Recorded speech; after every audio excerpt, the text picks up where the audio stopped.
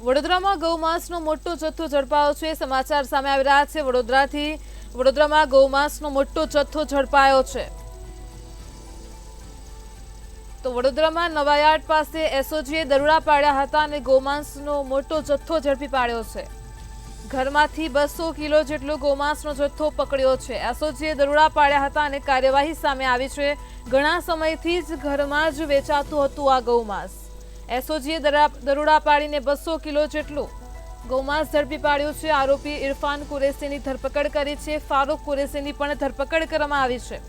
તો વડોદરામાં ગૌમાંસનો મોટો જથ્થો ઝડપાયો છે। વડોદરામાં નવાયાર્ડ પાસે એસઓજીએ દરોડા પાડ્યા હતા અને ઘરમાંથી 200 કિલો ગૌમાંસનો જથ્થો ઝડપી પાડ્યો છે। ઘણા સમયથી ઘરમાં જ આ ગૌમાંસ વેચાતું હતું। ફારૂક કુરેશીની સમગ્ર મામલે ધરપકડ કરવામાં આવી છે। તો એસઓજીએ દરોડા પાડીને મોટી કાર્યવાહી હાથ ધરી હતી। વડોદરામાં ગૌમાંસ ઝડપાયો છે। આરોપી ઇરફાન કુરેશીની પણ ધરપકડ કરવામાં આવી છે।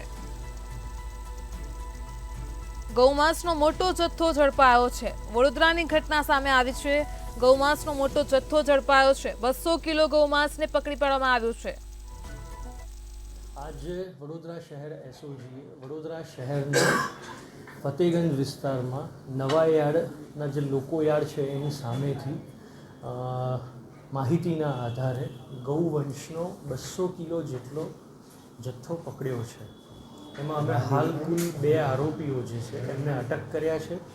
આરોપીઓના નામ છે ઇરફાન મયુદ્દીન કુરેશી અને જે બીજા આરોપી છે એમના નામ છે ફારૂક મયુદ્દીન કુરેશી। આ બંને આરોપીઓ ગૌમાંસ વેચતા તેઓના પોઝિશનમાંથી મળી આવ્યા છે।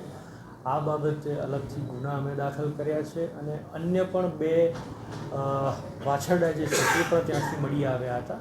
એને અમે રેસ્ક્યુ કર્યા છે આજે અને પાંજરાપોળમાં પણ એને મોકલવાની તજવીજ હાથ ધરી છે। આ ગૌમાંસના જથ્થા બાબતે વડોદરા મ્યુનિસિપલ કોર્પોરેશનને પણ આ બાબતે તેઓના અધિકારીઓ પણ હાજર રહ્યા હતા અને ગૌવંશને નાશ કરવા માટેની જે પ્રક્રિયા છે એ પણ અમે આજે હાથ ધરી છે। આ લોકો છેલ્લા કેટલા ટાઈમથી આ બાબતે ગૌમાંસનો ધંધો કરતા હતા।